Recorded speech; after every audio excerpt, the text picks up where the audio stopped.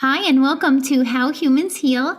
I am Dr. Doni Wilson, and I'm excited to introduce you to Dr. Evan Hirsch today. He is a medical doctor and world renowned energy expert, founder and CEO of the International Center for Fatigue.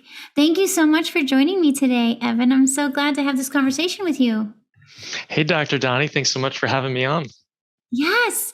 I mean, here's the thing is fatigue is such a common symptom. The thing is that I think a lot of people may not use the word fatigue. And so I want to really dive into like what really is fatigue? What and how is it unique to each person who's experiencing it? But before we do that, just tell us a little bit more about you. Like what got you to be doing what you're doing and specializing in this area? So, there were two major things that happened in my life, actually three that really led me down this path. The first thing is that when I was in high school, my older sister came back from college and she walled herself up in her room. Turns out she had chronic fatigue. I didn't really understand what was happening at that time, but eventually she kind of came out of it. So that was my first taste. And then the second time was in 2004 when I started my family medicine residency and I met my wife, Stacy, and we fell in love. And 3 months later, she couldn't get out of bed. And she was running a business. She had several employees, and it was just really challenging for her.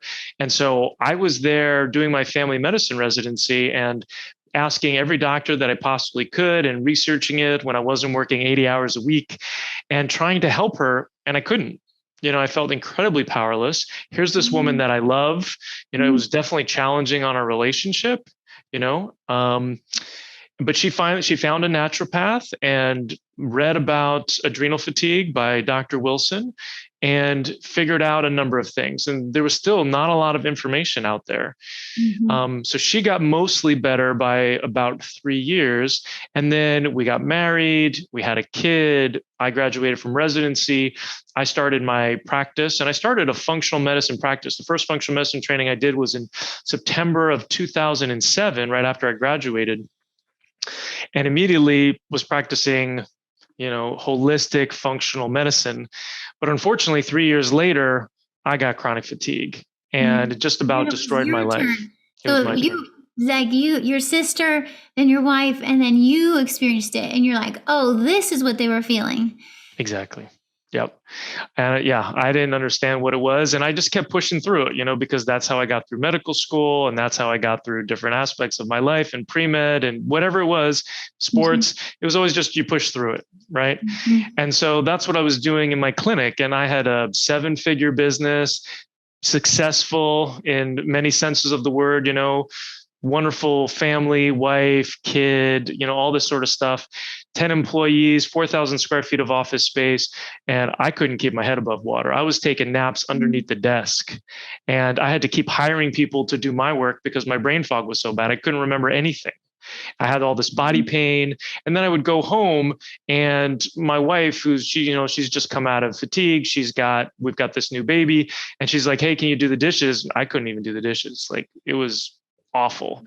And my daughter's like, hey, daddy, can you play with me? And I couldn't play with her, and so I felt shame, I felt guilt, and I wasn't good at being vulnerable. I'm still learning how to be better at that.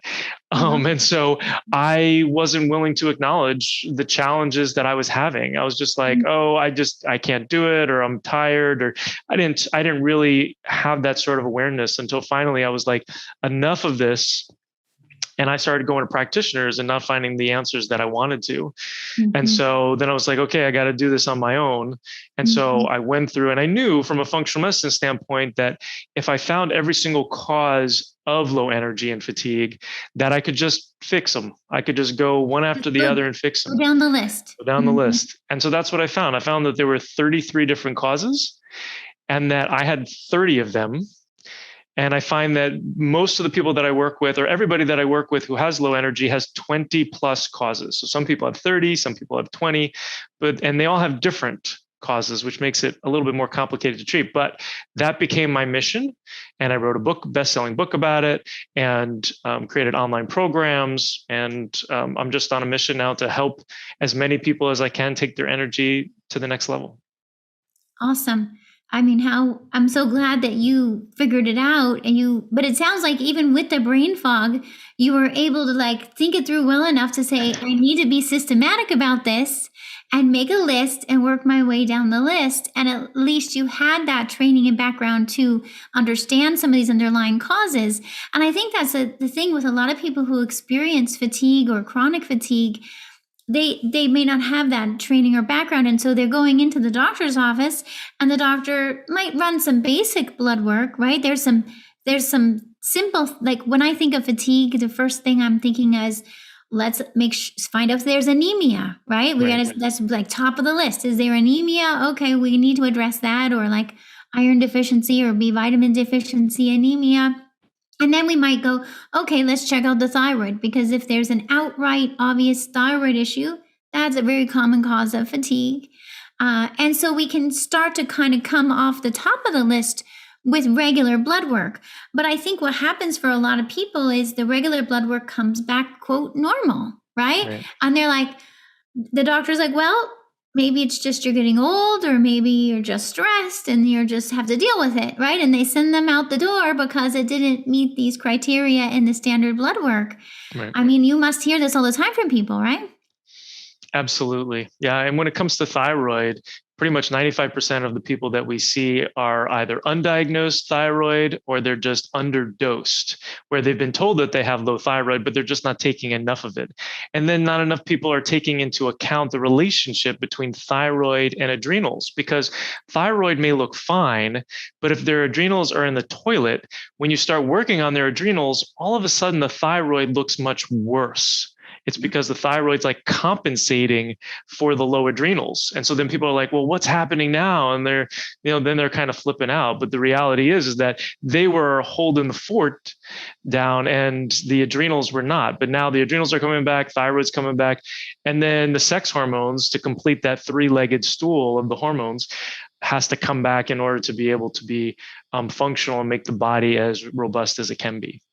So on this list of 33 causes, and these are some of them, right? The hormone imbalances, and like you're saying, and this is what I find too, is a lot of times it's with the thyroid, it's subclinical or sub-lab or whatever we want to call that, where it's like there's symptoms. The thyroid's obviously not optimal. It just might not show in the blood work. And a lot of people are in that category where the thyroid is just not totally optimal. And as you're saying, the thyroid is affected by so many other things, including the adrenal glands.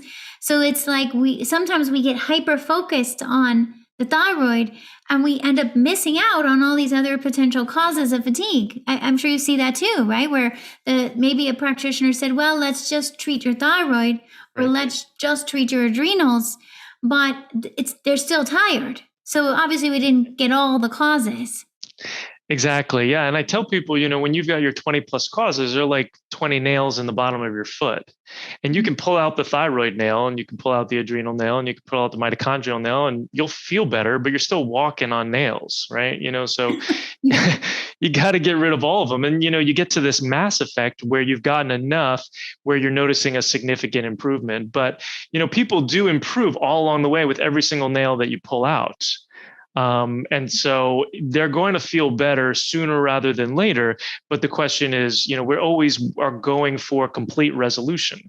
And we also want to make sure that we are fixing the root of the root of the root, right? The why of the why of the why, right? And so the adrenals and thyroid and sex hormones and nutrients and mitochondrial dysfunction and neurotransmitter deficiency, those are actually not the root of the root of the root. In my world, like those are all caused by the toxins that we're going to be talking about, the heavy metals, the chemicals, the molds, the infections, the allergies.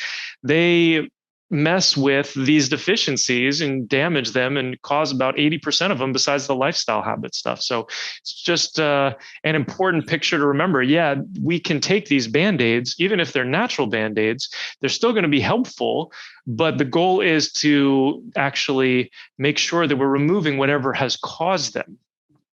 I love that. And, as a naturopathic doctor, I'm always focused on like, what really is at the root cause? Because also once we get to the real bottom of it and address that, it's a positive ripple effect. Everything else gets better so much easier than if we're focusing on 10 little things that aren't the root cause. We're just spinning in circles, right? But we dig deep and we go, oh, so as always, yeah, like I love how you said it. Always have to ask why again. Why is the thyroid out of balance? What did cause these nutrient deficiencies? Let's figure out the why that's underneath.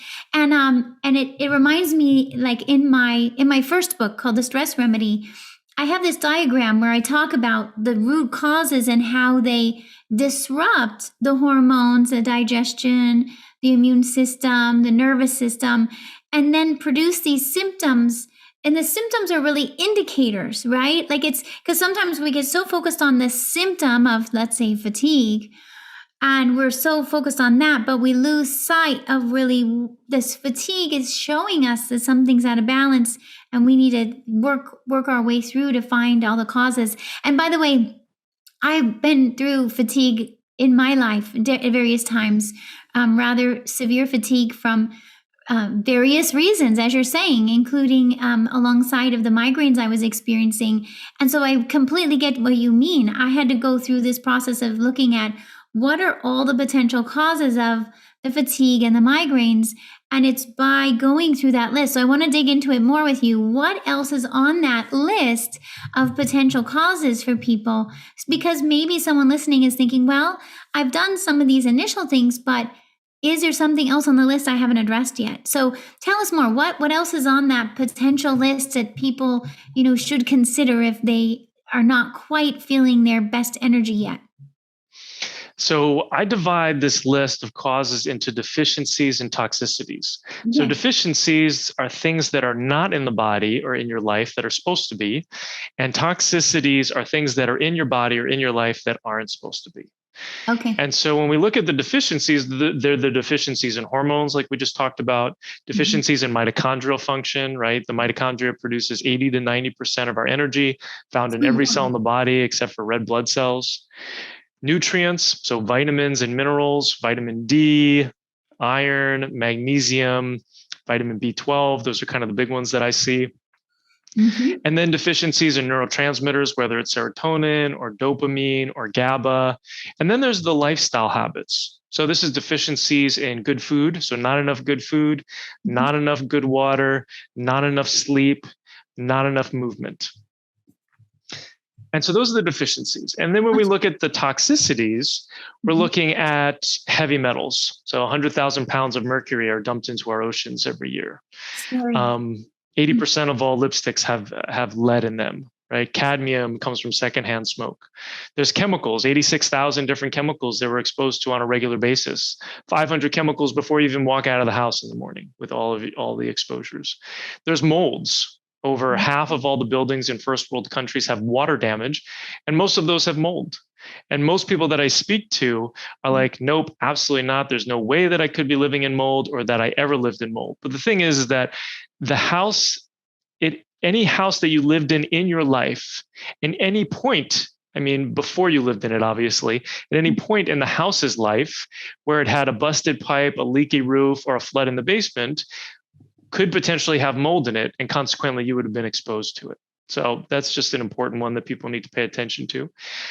And then infections, whether it's Lyme type infections, Borrelia, Babesia, Bartonella, Anaplasma, Ehrlichia, some of the viruses like Epstein-Barr virus, or now the pandemic virus, HHV6, cytomegalovirus, mycoplasma, which is not a virus, parasites, yeast, bacteria. Those are a lot of different infections. And I find that pretty much everybody who has low energy and fatigue has some sort of infection. And mold plus an infection are huge things that not enough people are talking about. There are people specializing in mold. There's people specializing in Lyme and other infections. But they're like in different camps. Yeah. They're in different camps, and they're not combining all this stuff, and they're not understanding the relationship between all of these. So that's heavy metals, chemicals, molds, infections. And then there's allergies to foods and inhalants. There's negative emotional patterns. So ACEs, or adverse childhood events, or adverse life events, anything that has happened to you in your life that you associate with being a negative experience will increase the stress on your body. It's one of the reasons why we have an emotional coach on our staff to support people going through our program. And then the last thing is electromagnetic field. So anything that's plugged into the wall or has a battery that can put off wavelengths or frequencies can damage your DNA and upset the immune system. Yeah, oh my gosh, I love how thorough your list is, and I completely agree. And it's, I see these things in my patients. I'm checking for toxin exposure, mold toxin exposure, viral infections or Lyme or other kinds of tick disorders that are just hanging there. And to some degree, it becomes a perfect storm, right? I think that's what you're saying too. It's like by the time once you get depleted in nutrients and your gut health is imbalanced, and then your immune system isn't protecting you as well, so then these infections are more likely to show up. And then a toxin comes in, it makes you more susceptible to infection and allergies and gut issues, and then it just becomes this perfect storm, right? And next thing you know, you're like, because I think a lot of people, what they say to me is like, well, what came first, right? And I say to them, a lot of times there's no way to know that answer because it is such an interconnected sort of tangle of issues. But I'd love to hear how you explain that. Well, you did a really good job. One of the things that I say is that the immune system becomes dysfunctional based off of the total body burden. And so as we go through life, you come out of the womb and you get a whole bunch of stuff from mom, right? So we know that in one study, 287 different chemicals are found in cord blood, right? So we know that there's toxins coming out. We've seen it time and time again, mostly anecdotally. I haven't seen any studies on this, but people who are having miscarriages from having infections, moms having infections, and then they find it in the fetus. So we get a lot of stuff from mom, all the good stuff and all the bad stuff, unfortunately. And then it's whatever exposures you have in your life. So for me, I grew up in New Jersey, exposed to ticks, had a lot of gluten and dairy growing up, pooped once a week for the first 20 years of my life because I didn't know any better and I was constipated from dairy, and had a cheese sandwich pretty much every day and a tuna fish sandwich, which is one of the reasons why my mercury was through the roof. And then I had mercury fillings, right? So I'm just getting some this mercury on top of some mercury, right? Exactly, right? And so it's just accumulating in my life. And then I live in a moldy place and I have a stressful relationship and I go to medical school and I travel internationally and I get a parasite eating off of whatever that I wasn't supposed to eat, right? So once again, it just keeps accumulating until until the body's like, no more, right? I can't do it anymore. I'm going to shut down. Right. And then you get cell danger response where the body is like, hey, I'm just going to protect myself and we're just not going to function to our utmost because we've got all of these toxins that are going to utilize this machinery that we have. So that's how kind of like this story ends up happening. And so when we unwind it, we have a 4-step process that we take people through in order to make sure that they are successful in this process. No, I'm so glad you're mentioning that. I really want to hear your 4-step process because that's the thing is like, it can feel like it's overwhelming by that point. Even once as we're pointing it out, we're like, it piles up. It's like a snowball effect. And next thing you know, you're like, well, where do I begin? And I think that's where a lot of people get stuck that I observe. By the time I see them, they've said, I've been to all these different practitioners that maybe address this aspect or that aspect, but it's like they're still feeling worse or they're not feeling as well as they could feel. And it can feel like it's overwhelming and confusing about how to take the next step. So I love that you have this 4-step strategy to say, let me walk you through it step by step so your body has the best chance to recover. So tell us about that. Tell us about your 4-step process. So the first step is to assess the causes, right? We've just talked about there's these 33 different causes. Now, fortunately, 75% of these causes can be determined by symptoms alone.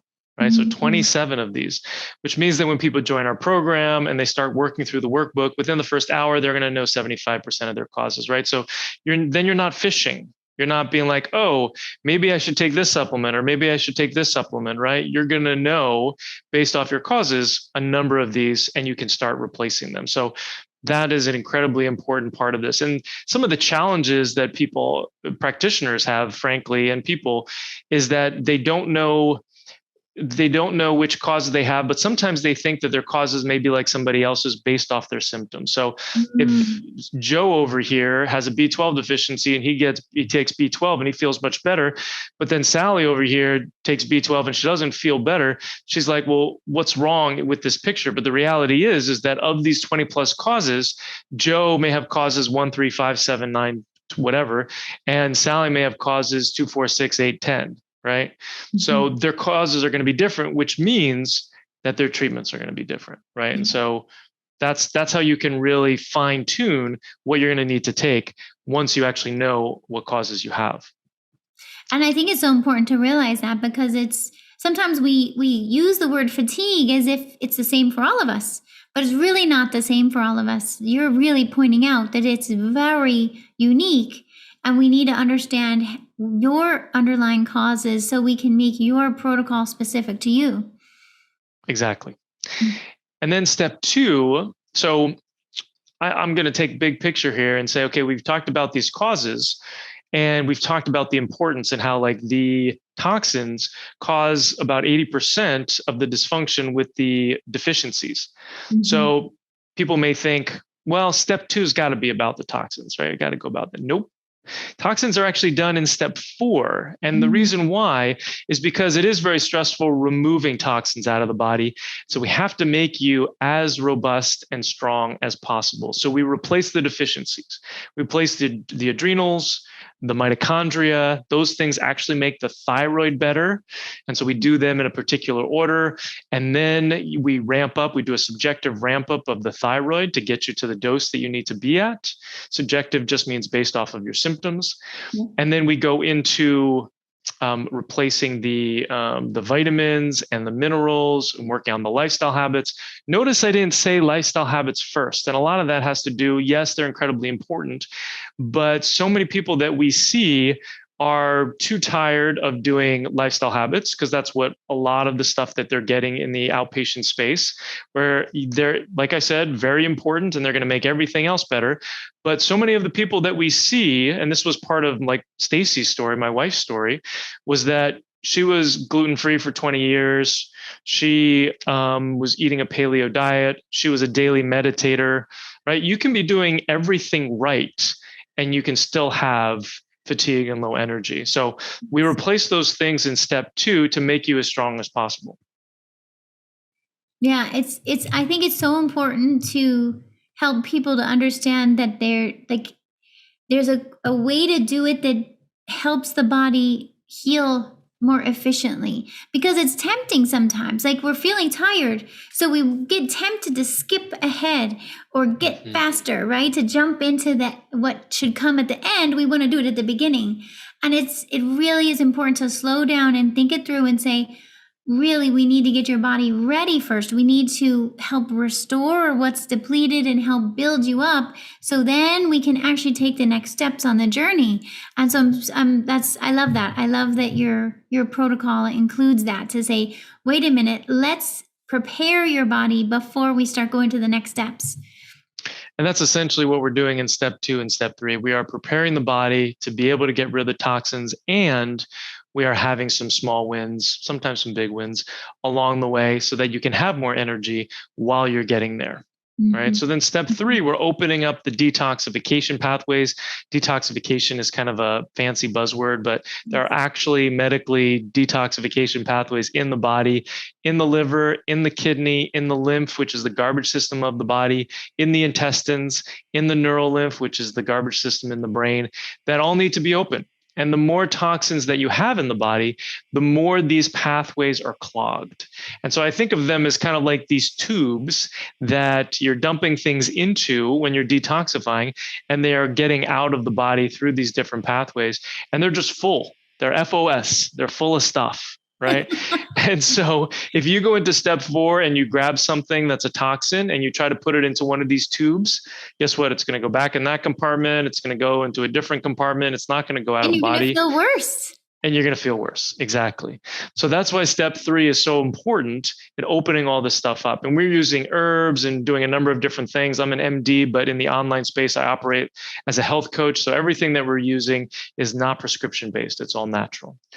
So that's what we do in step 3. And oftentimes we have to dip back into step 3 from time to time as people are going through the process in step 4, because people may be familiar with the Herxheimer reaction or die-off, where you start to remove things, you start to kill off infections, and then all of a sudden you feel worse. And a lot of this has to do with the fact that step 3 really is like a funnel, where as you dump these toxins into it, the bottom of the funnel and how open that is, it really determines how well you are going to feel going through the process. So if you've done a nice job in step 3 and your detox pathways are this big, you can go at a more rapid rate and start removing things.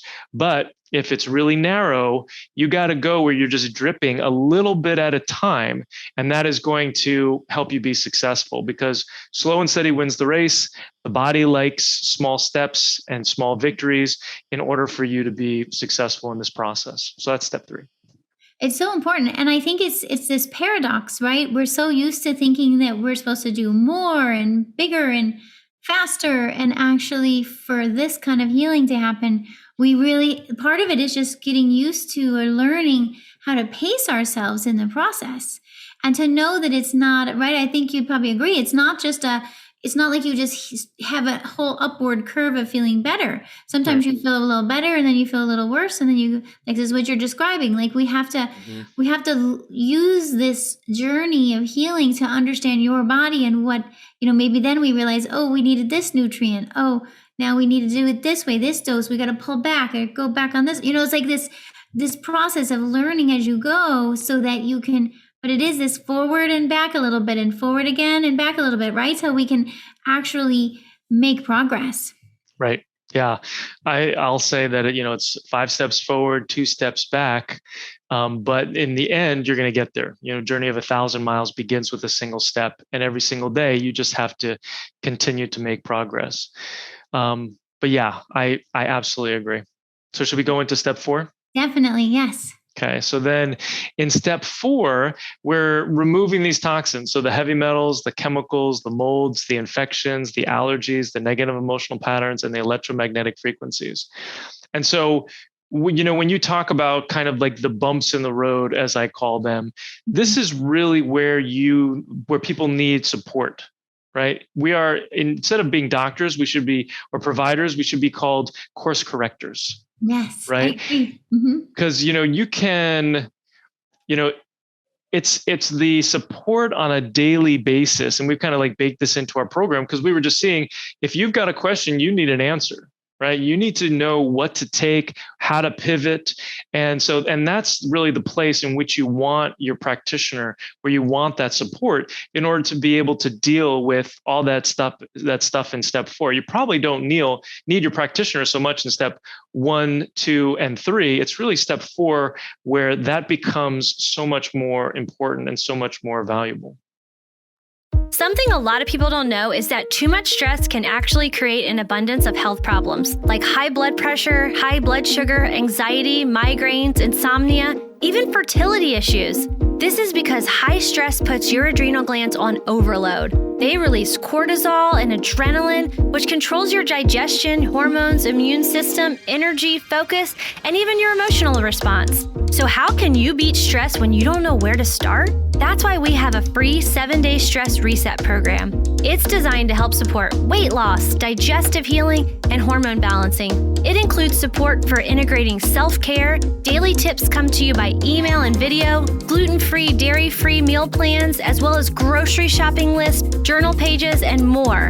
This free program will help you beat stress and put you on the path to wholeness in your body. Get your plan now for free at drdoni.com. And again, like individualized, right? It may look different, this phase 4 for each person, but it's like, yeah, that's probably why, like you're saying, you need this person who understands it to be able to guide you. And I think for people to go into it understanding that this is I'm making a choice to invest in myself in time and energy and focus over time, right? Because we want to get you want to get them all the way to the end, obviously, so that they're feeling better. And it's not going to happen in a week. Or what do you find? What do you usually tell people in terms of like how long to expect this process to take? Yeah, you definitely have to set up expectations, and so I generally say it'll take between 6 and 24 months.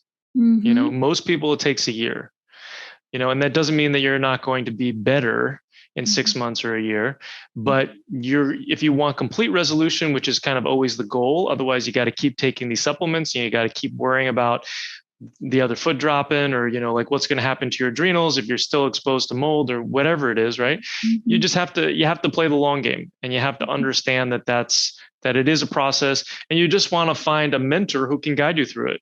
Whether it's Dr. Doni, whether it's me, whether it's somebody else, you just find somebody who you resonate with, because you're going to be hanging out a lot with them, and who you feel like is going to be able to provide you the support through a process like the one that we've been talking about. Mm-hmm. And it's so worth it as you go along. I mean, it's so exciting when we talk to patients who are in the midst of the process, or finally feeling more themselves and their energy again, and they're just like, they always say to me, it was so worth it. Like nobody ever gets to the end and says, oh, that was not worth it, right? Like it's like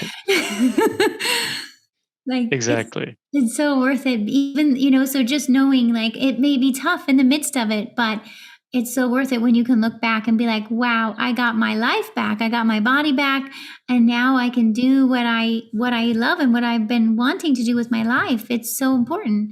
Yeah. And it's more than just the physical. We have a big mindset component. So we're focused on the mental.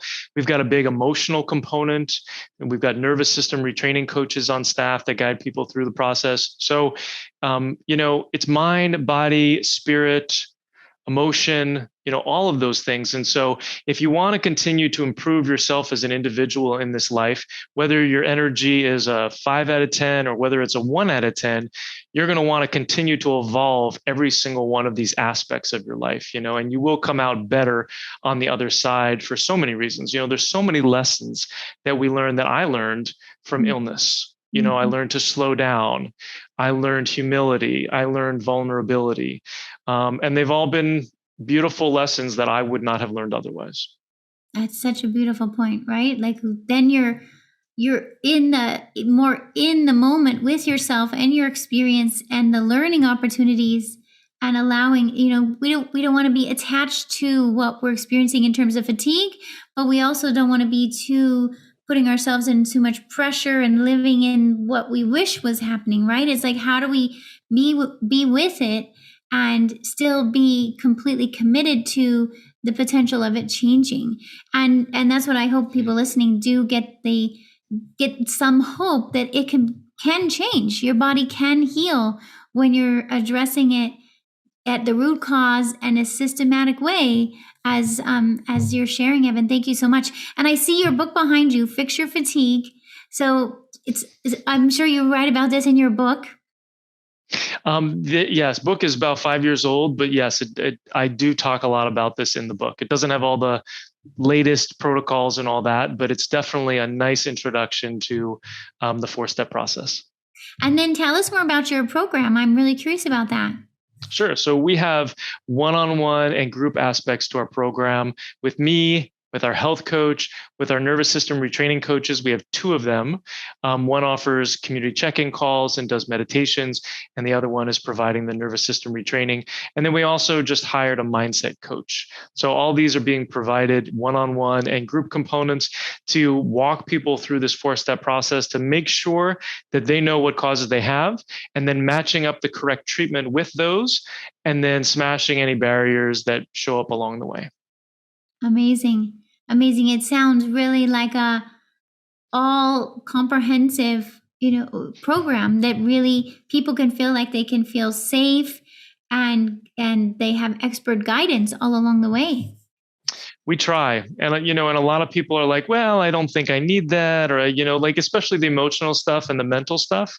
But I can tell the people who are thinking that right now, like, you're going to be the people who go through our program and are most successful are those who participate in those components of the program. So you just got to recognize that you just got to do it. And just think of it as there's nothing wrong with you. You're just improving yourself. And you're going to learn stuff about yourself that you didn't even know was possible. I had a pretty happy childhood, but turns out that I also had some aces. I had rejection of a peer group a couple of times, which really changed the way that I looked at things. And then fatigue and what it did to my confidence. And so I'm utilizing all of these things in my personal life, and my life is so much richer, and I'm less triggered by my wife and other things going on, and I'm more resilient, right? So we don't know what we don't know. And so, you have to be open to all these different things and kind of trust your mentor that they know what's best for you. It's gotta resonate with you, of course, but I always encourage people, you gotta be open if you really want to hit the finish line as soon as possible. Well, and ultimately, we live in these human physical bodies, but we also have an emotional and spiritual aspects of ourselves. And they're integrated, they're all interrelated. It's not like if we just pay attention to one, then the other may still have something that's kind of keeping us stuck. And I think that's probably one of the ways that people might experience it, is they might say, well, I've been taking some supplements, I've been making diet changes, but I keep finding myself right back where I started again. Well, then I would think, well, what are we missing? What haven't we addressed? And sometimes it might be, hey, there's a food that we didn't realize, or there's an infection or a toxin we didn't pick up on yet. Let's go address that. But it could also be, there might be a limiting belief from your childhood, let's say, that hasn't been processed. And that might be the thing that's keeping you stuck. So it's like just, we want to be, as you said, open to, because the commitment is really to healing. By the time you're like, I will do whatever it takes to feel better, right, then you're like, okay, if that means I need to relook at my childhood or consider something that, some thought pattern that might have me stuck, it's worth it if it's going to help you feel better. Amen. Couldn't have said it better. Oh my gosh. It's so great to talk with you. You're located in the Pacific Northwest, right? But I'm assuming you help people everywhere. Correct. Yeah, I have a virtual practice. So this is my home right now where you're seeing, I don't have a brick and mortar anymore. I closed it down in 2018, and I operate in the online space as a health coach. So I provide education and recommendations. And we have supplement and lab stores in the US, in the UK, in the European Union, and in New Zealand, so that we can help people all over the world. Amazing. It's like, I do know the statistics. I don't even know if they do a good job of counting how many people experience fatigue, because I think a lot of people have fatigue and they're not reporting it, right? It's just so normalized. But it's the seventh most common presentation at a primary care doctor's office. And in one study through the National Safety Council, they found that about 50% of people fall asleep at their desks every day. 50%? Or 50% have reported falling asleep at their desk in like the last month. Wow. And that... so it's pretty common. Yeah, I can't remember all the stats, but it's incredibly common. And, the issue is also, like you talked about initially, is that people don't understand kind of like this whole definition around it. And they just think they're getting older. As humans, we're incredibly adaptable, right? So, and, we don't realize how important physical education class was when we were kids, right? And so now we don't prioritize it because it's not built into our day, but we need to do that. We need to build self-care into our days, whether it's, we've got a sauna in our home and, we're eating right and whatever, we're going for walks, we're doing exercises, we're doing red light therapy, like whatever it is that you need to do in order to be able to take care of yourself, you have to prioritize it. You have to make sure that on that wheel of life, all the different aspects, your work, your relationships, your health or your energy, that you're working on all of them and you're continuing to evolve if you really want to live an extraordinary life. Absolutely. Oh my gosh, it makes complete sense. And to just bring this awareness to, like, if you're, I guess I would say, like, if your energy feels lower than you would like it to be at any point in the day, it doesn't even have to be that you're exhausted all day, right? Like, it could be where you're just like, you're, like you said, having to take a nap in the middle of the day, and naps are okay too. But if it's like you can't even function without a nap, now it's like, okay, there's a reason here why you're feeling this tired. Or I'm trying to think of other ways that people describe it. Yeah. You know, Yeah. So if people are getting 7 to 9 hours of sleep a night, and they're tired during the day, where they just don't have enough energy to do what they want to do, and they are surviving on caffeine. So whether it's 5-hour energy, coffee, black tea, or even green tea, or even chocolate, and potentially they're crashing throughout the day, usually around between 2 and 4 p.m. That's a big adrenal time where oftentimes people will crash. Then there's a problem. And the body is yelling at you to do something about it. And if you don't listen now, you're going to have to listen later, because all of these causes that we're talking about are also the causes of heart attack, heart disease, stroke, Alzheimer's, cancer, autoimmunity. So your body is giving you a message. And so you have to pay attention, and you have to do something about it. And when I lecture to people and I say, all right, who wants more energy? And everybody laughs and all the hands go up in the room. Like, it's an epidemic. And if you are not feeling like you have enough energy, you need to take a look at your life, and you need to start prioritizing things around your health so that you can have more energy, because energy is very much a currency of life, where the more energy you have, the more you can do, the more successful you're going to be at work, in your business, leading communities, whatever it is, right? So that's who we're here to support.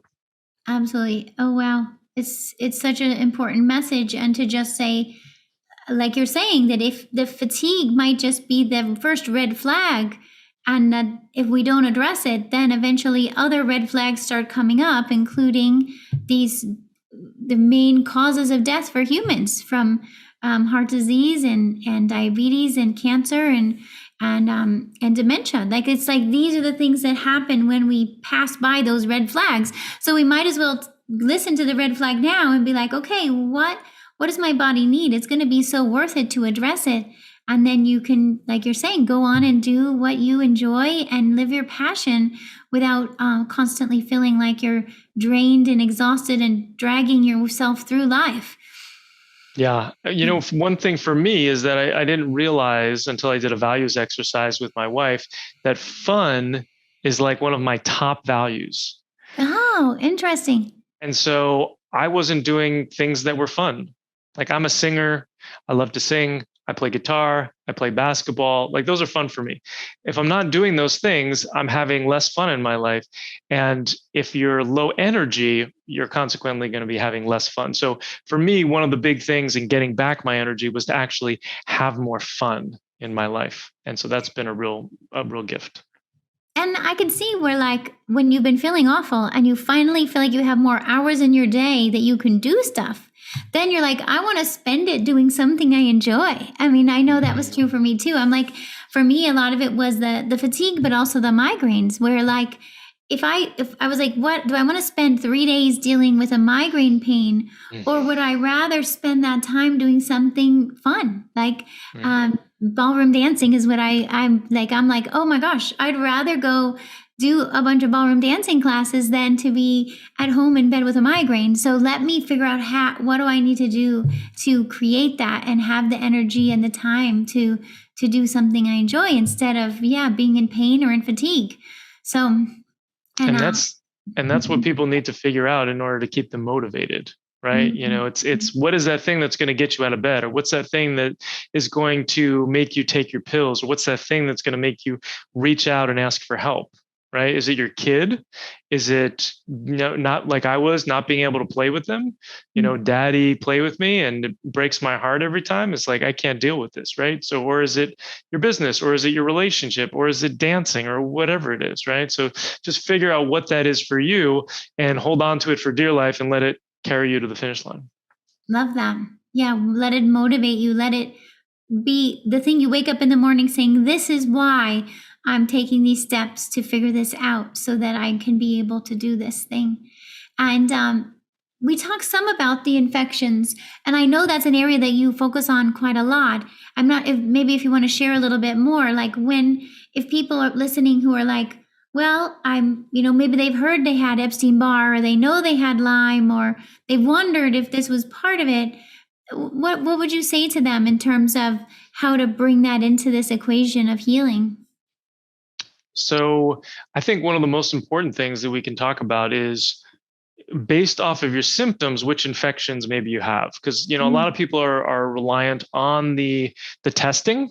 Mm-hmm. And, even the CDC, Centers for Disease Control in Atlanta, state that the testing is for epidemiologic studies, whether it's ELISA or whether it's a Western blot test. You're looking at the immune system's reaction to a bug. Mm-hmm. Well, there's a problem inherent in that statement if the immune system is dysfunctional. So if you have heavy metals, chemicals, molds, infections, guess what? Immune system's dysfunctional. And so you're not going to get a very accurate read whenever you're looking at the immune system. So already the test results are not going to be that helpful. Yeah. Exactly. And then there's something called a PCR, which is a DNA test of the bug.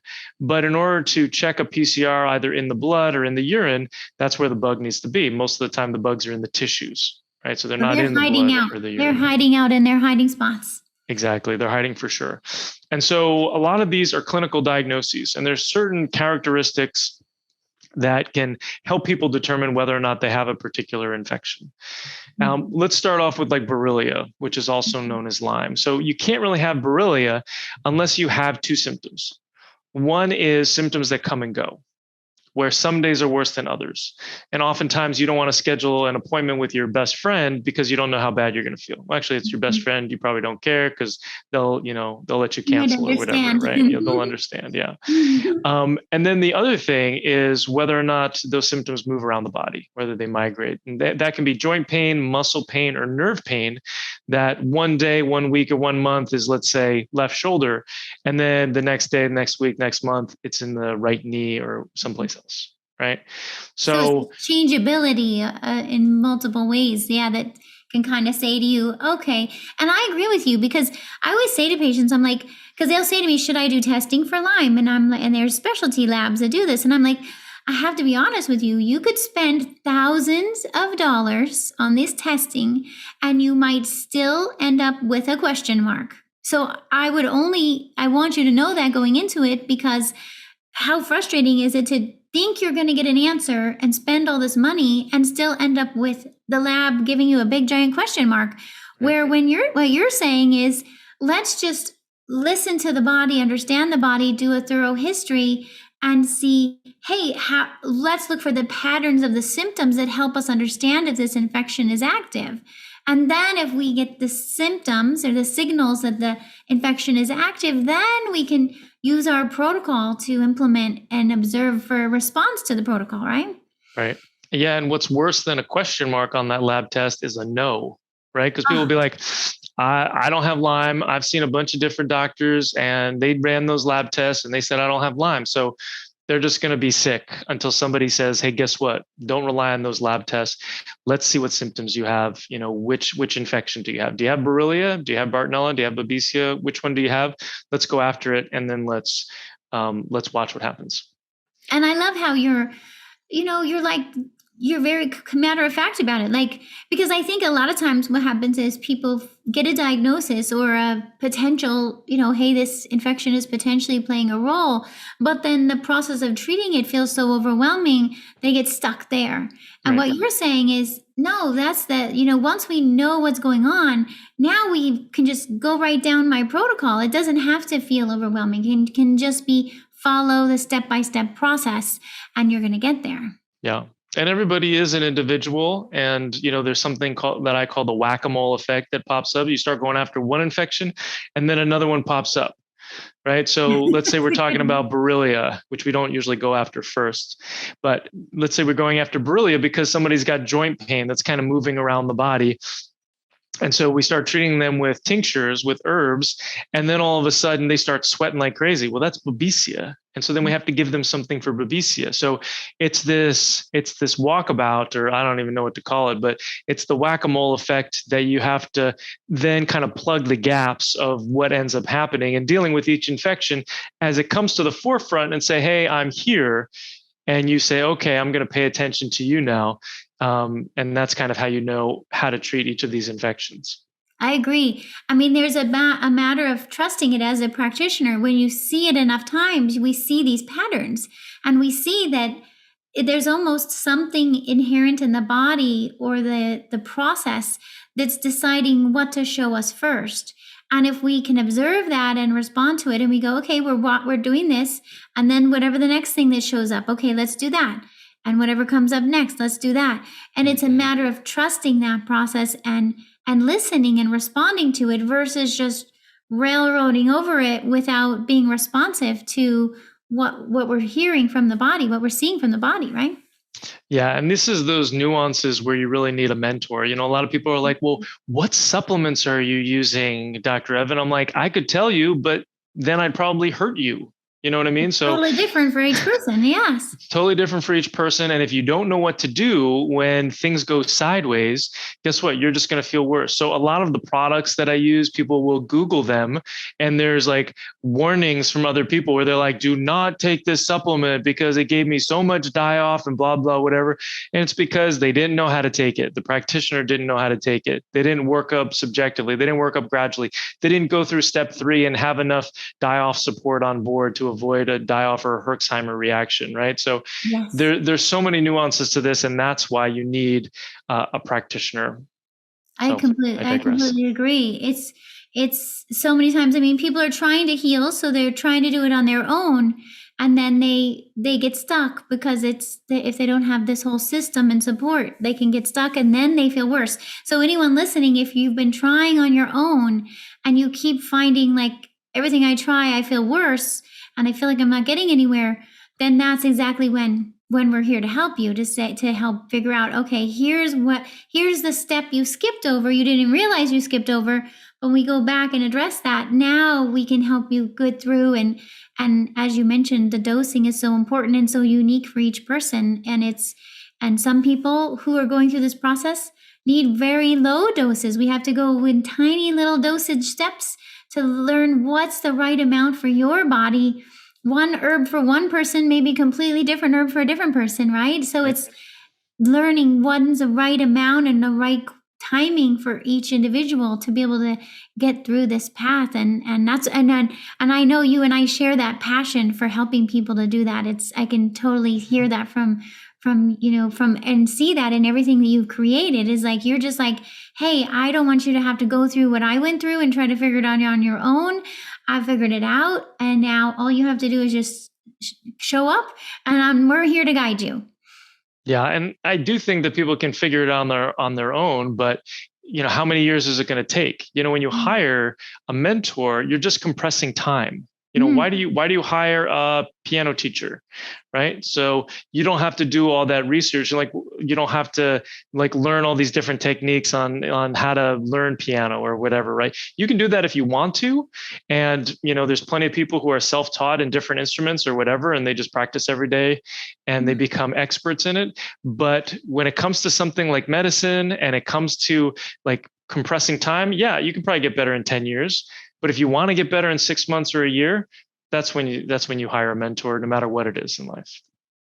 I love it. And it's such a beautiful place to wrap up today. Oh my gosh, thank you so much for everything you're sharing. I'll definitely be having in the episode notes how to be in touch with Dr. Evan, so you can reach out and you can learn about his program and get his book and everything. Is there anything you'd like to share in terms of how best for people to learn more from you and connect with you?